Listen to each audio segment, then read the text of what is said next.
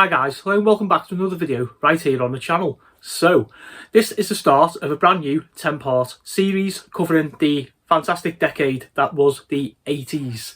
I've waited to make this series for so long. I've had a look around on YouTube on various evenings when I felt a little bit nostalgic, a little bit retro, to try and find some kind of retro content. And to be fair, we're all content creators, there just wasn't anything that I found that just really tickled that 80s retro niche for me. So I haven't done a lot of retro stuff on the channel, both board games and more so video games and stuff. I got to thinking, do you know what? I'm sure I could do one, not that was better, but just one that I feel would be more relevant. The 80s was my decade, really, I was born in 1970, so obviously I was a teenager during the 80s. So early 80s, you talk about all the games, the music, the television shows. And later 80s, 16, 17, 18, kind of going out and the music and the memories and that kind of thing. And that's what I basically want to bring back in this series. It's going to contain all sorts of stuff. It'll be every year is going to be an episode. So this one is obviously 1980, where we kicked the decade off.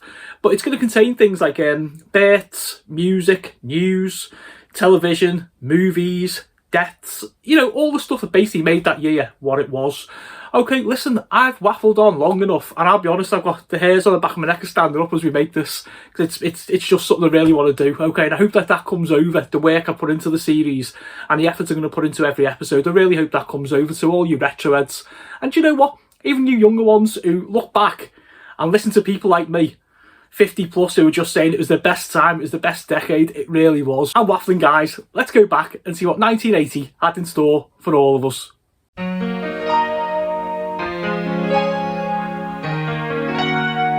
So then, to kick off the brand new series, let's start with famous births of 1980. So January 1st saw Richie Faulkner, the guitarist of Judas Priest, born. New Year's Day.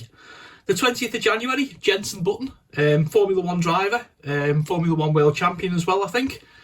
Then we jump forward to the 23rd of March, Russell Howard, the comedian off the TV, very funny man.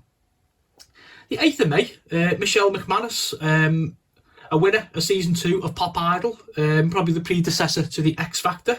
12th of May, let's go a little bit political, Rishi Sunak, the Tory politician and Chancellor of the Exchequer. May the 30th, Steven Gerrard, Liverpool footballer and England international. The 6th of September, singer from Atomic Kitten, Kerry Katona, who was married to Brian McFadden, I believe, of Westlife. We've got a sports one on the 28th of October, Alan Smith, footballer, played for Leeds United, Man United and Newcastle amongst others. I think he had a few England caps as well. And we finished the year with a couple of football birthdays. We got John Terry, former Chelsea footballer, England international on the 7th of December.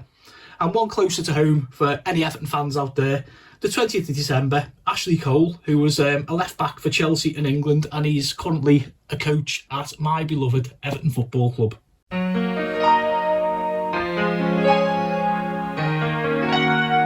Okay, so 1980 began with Elizabeth II on the throne and Margaret Thatcher as the Prime Minister. Okay, so in January of that year, workers at the British steel plant went on strike over pay rises. The first UK indie chart was published. A record TV audience tuned in to ITV to watch James Bond in Live and Let Die. The audience was recorded at 23.5 million viewers. Okay, so February saw Margaret Thatcher announcing that state benefits to strikers will be halved. Britain competed in the Winter Olympics in Lake Placid, New York, and famously won the gold medal in figure skating for Robin Cousins.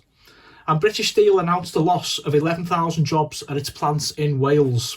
Moving on to March, a little sports one. Wolves beat Nottingham Forest 1-0 to win the League Cup that year. The pirate radio station Radio Caroline ceased transmission after their boat, Mi Amigo, sank off the Thames estuary. Robert Runcie was enthroned as the Archbishop of Canterbury, and Vauxhall Motors launched the Astra. Moving on to April, steelworkers called off their strike.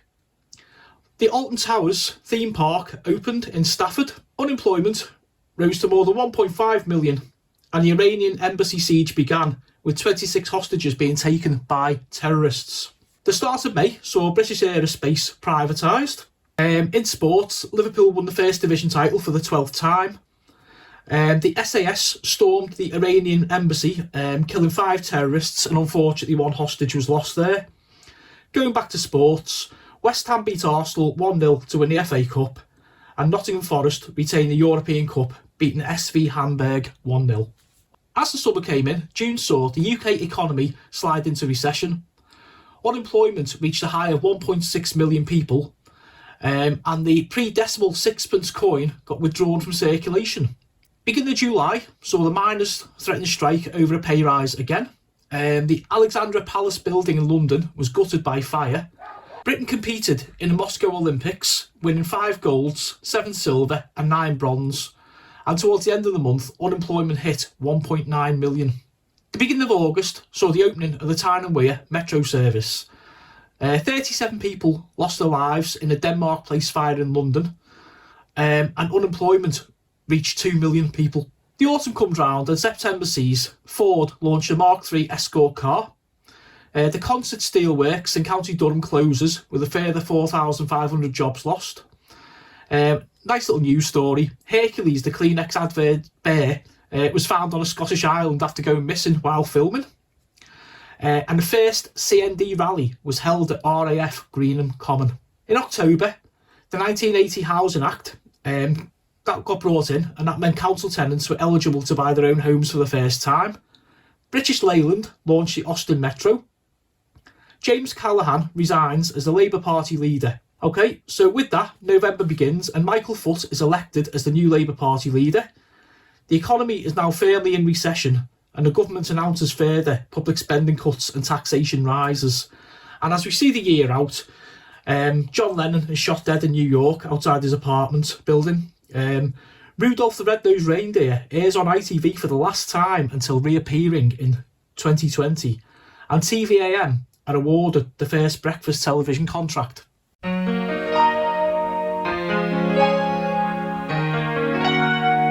The top 10 best-selling singles of the year. Number 10, Just Like Starting Over, John Lennon.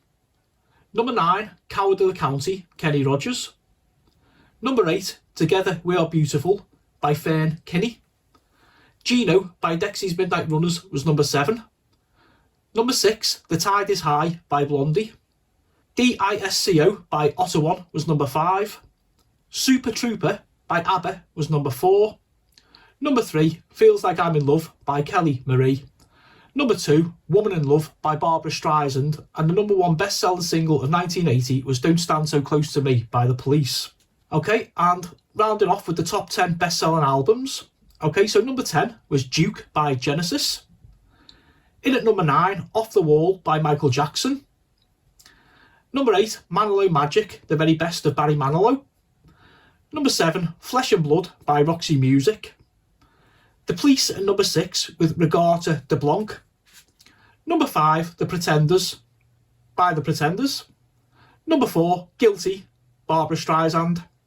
Number 3, Rose Royce, Greatest Hits. Number 2, Zenyatta Mandata, The Police. And the number 1 album of 1980 was Super Trooper by ABBA.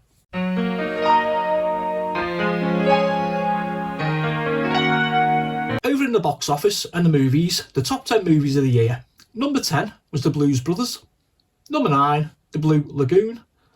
Number 8, Smokey and the Bandit 2. Coal Miner's Daughter was number 7. Number 6 was Private Benjamin. Number 5, Any Which Way You Can. The comedy Airplane was at number 4. Stir Crazy was number 3. Dolly Parton's 9 to 5 was number 2. And a personal favourite of mine, and probably many people viewing this, The Empire Strikes Back was number 1 in 1980. They were, of course, the US box office figures.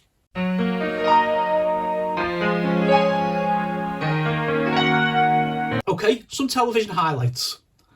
Heidi High launched, debuting on BBC One.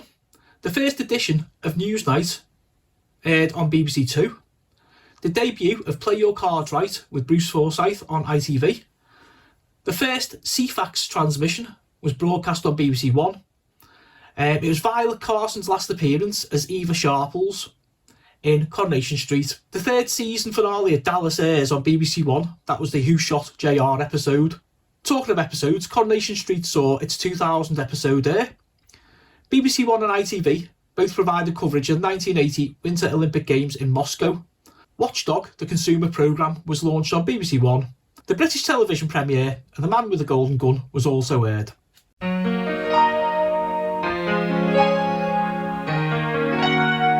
Okay, a category close to my heart, computer and video games. Okay, so 1980, hardware-wise, saw Mattel Intellivision console launched. Sinclair's ZX80 was launched. Alongside that, we saw the Acorn Atom, and Tandy also weighed in with their colour computer. Couple of little numbers for you. Pac-Man was the highest grossing arcade game worldwide. Space Invaders on the Atari VCS, the 2600, was the best-selling home video game. Nintendo Game & Watch was the best-selling home system. Okay, and just to finish with a couple of popular games of 1980 were Pac-Man, Asteroids, Galaxian, Space Invaders and Missile Command.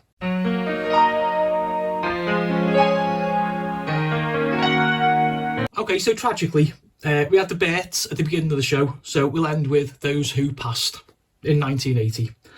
So, the 4th of February, we lost Edith Summerskill, who was a Labour MP for Fulham West and Warrington. The 1st of March, one that is close to my heart, William Ralph Dixie Dean, Everton legendary number 9. 29th of April, Alfred Hitchcock, film director and master of suspense. 18th of May, Ian Curtis, a singer with the band Joy Division, left us. The 12th of June, Billy Butlin, who was of course the founder of the Butlin's holiday camps.